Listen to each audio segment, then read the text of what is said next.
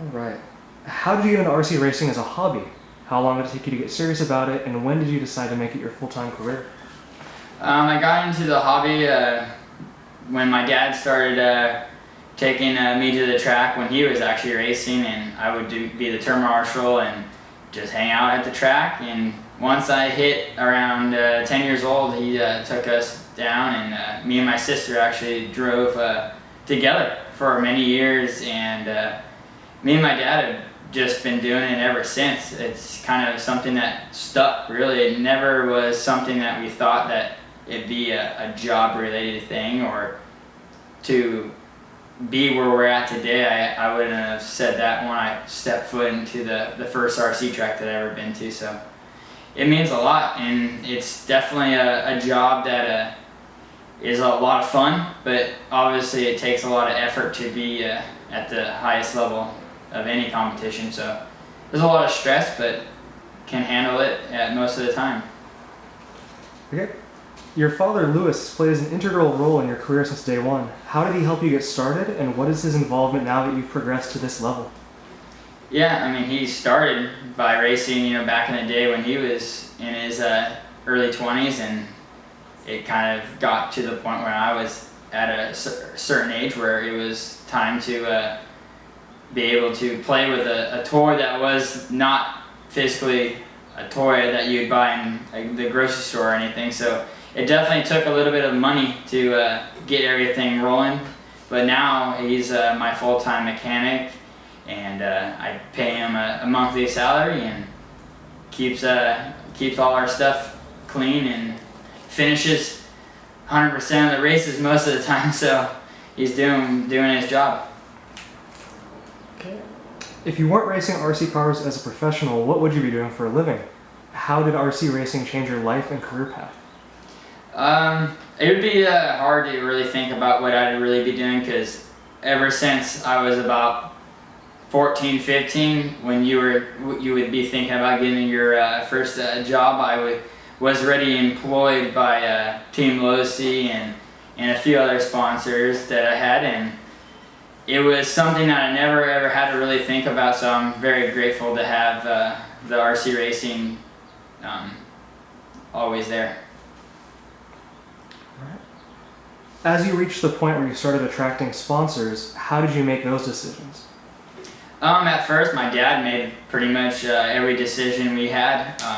It was pretty much just to help out his wallet as me, just to be able to attend more races. And we were put on the travel team as pretty young, and was fortunate enough to go to a lot of the races and show what I was made of, as a young teenager. So I was definitely grateful to be in the position that I was in, and I was grateful that I had a local track to run at every day, pretty much of the week, and pretty much got me where I needed to be, and had a ton of drivers in the area to give their support. All right. When you switched teams throughout your career, is there a common theme that provoked you to make the change?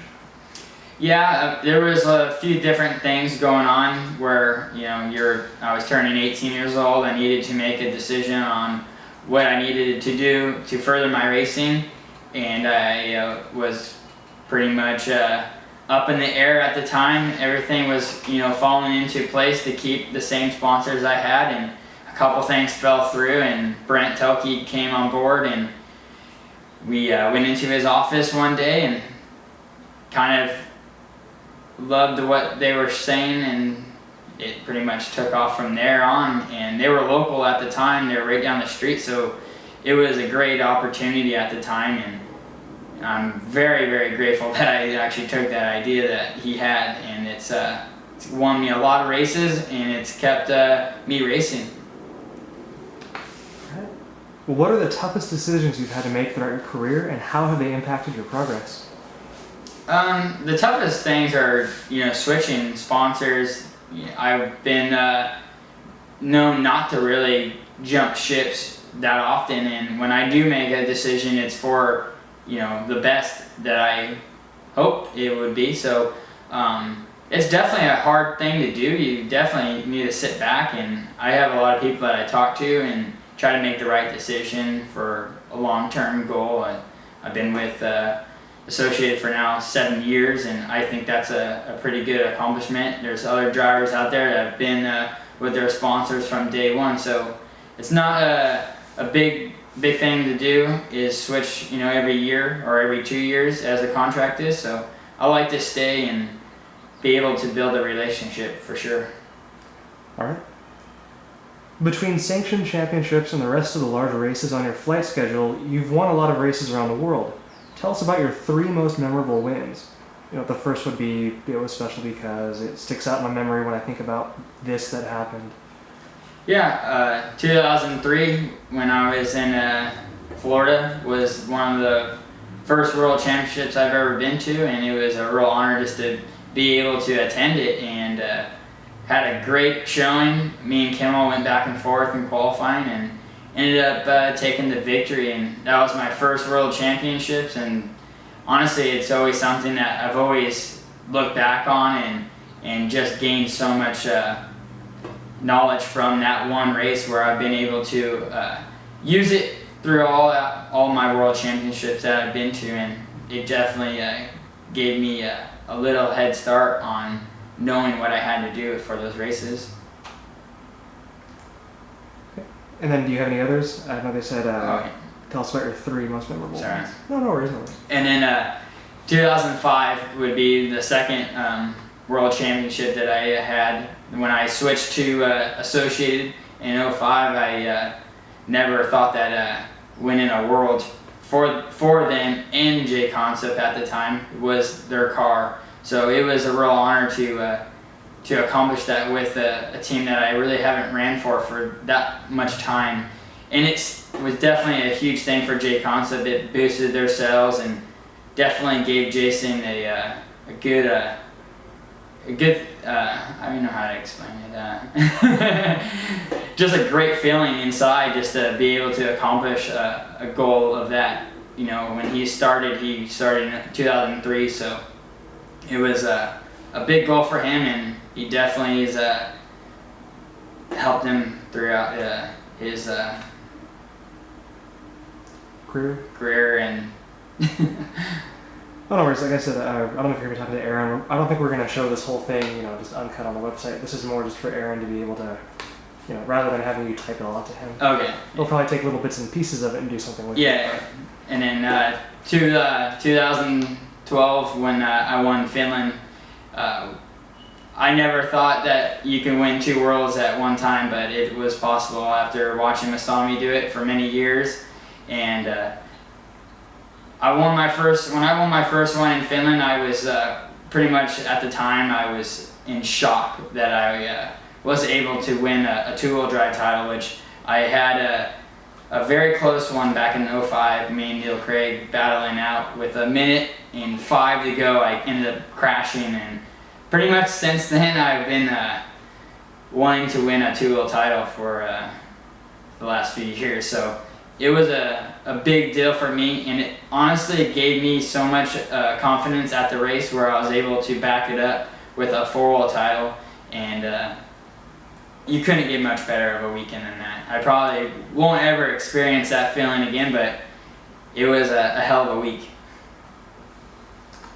Cool. What has been your biggest disappointment in racing? Is there a particular race that sticks out in your mind as frustrating? Yeah, a lot of races get frustrating.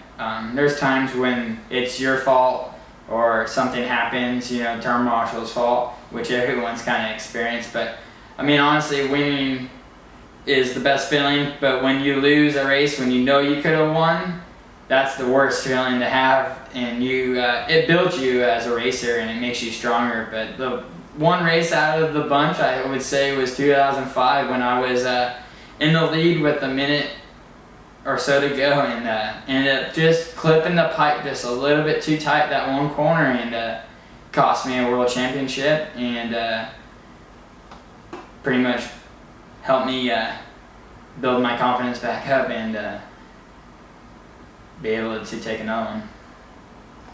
All right. If you could go back to any point of your career and do something differently, what would it be?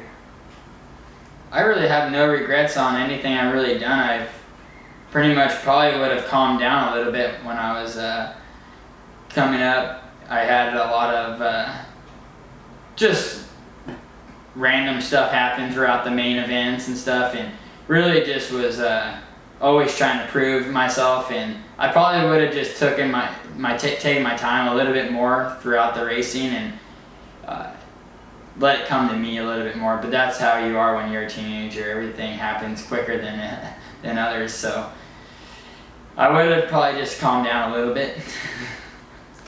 All right. As a team driver for several unrelated companies, what is your biggest role for each of them? Our biggest role as a driver is just to give a lot of feedback and just give them a lot of support when we're doing testing, and just giving them ideas on the future products, and being respectful at the track, giving everybody else support as well. All right. Oftentimes, you've been described as a fiery and passionate competitor who sometimes gets emotional at the racetrack. But now that you've won the industry's largest fan-voted award for your RC personality, is that something you've worked on as you've gotten older? Yeah, I like what I said when I was an early teenager. I was definitely a little bit more rowdier than others. I showed my emotion more that I lost, just by the fact that I'm very, very competitive at anything I do.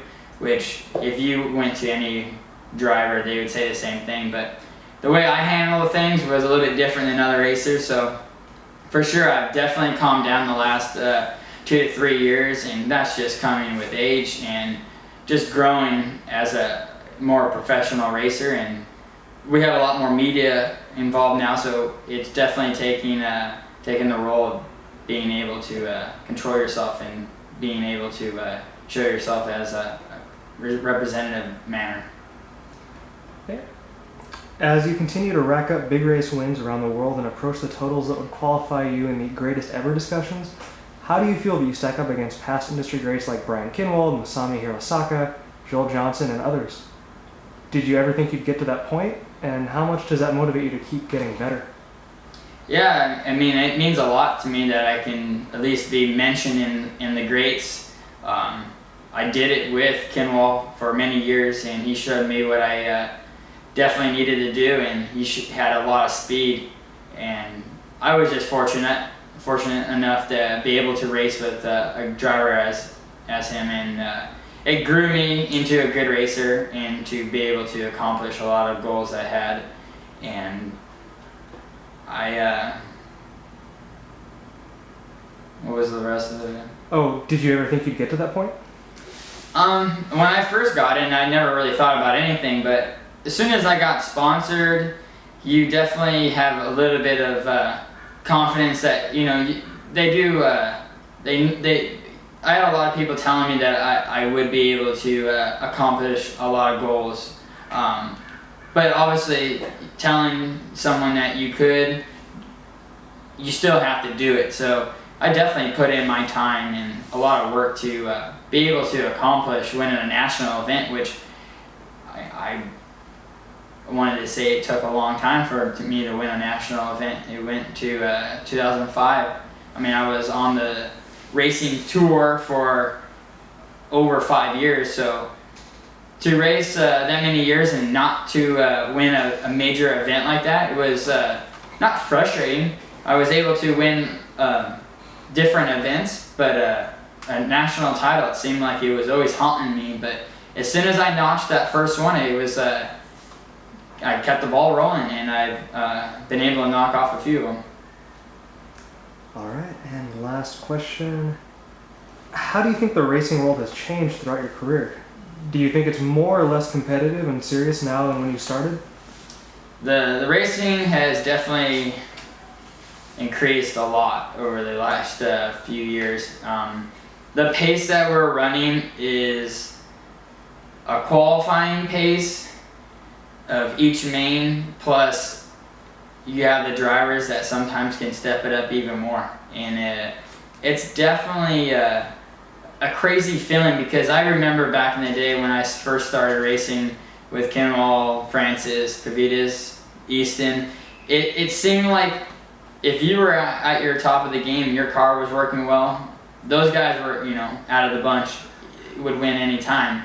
And now we have, it seems like a lot more of the older racers, but just new faces, and there's the whole top 10 field is stacked.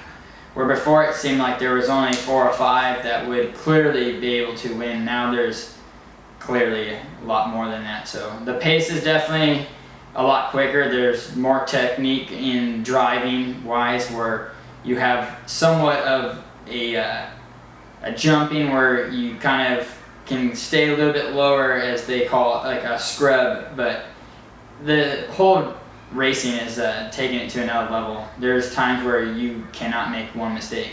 If you make that little mistake, it will cost you the win. So the pace is a lot higher than it's ever been, and it's definitely making you practice even more. All right, and here's your chance to thank anyone and everyone that has helped you get where you are. I'd like to thank Team Associated, Tim Orion, aka Airtronics, Sidewinder, Upgrade,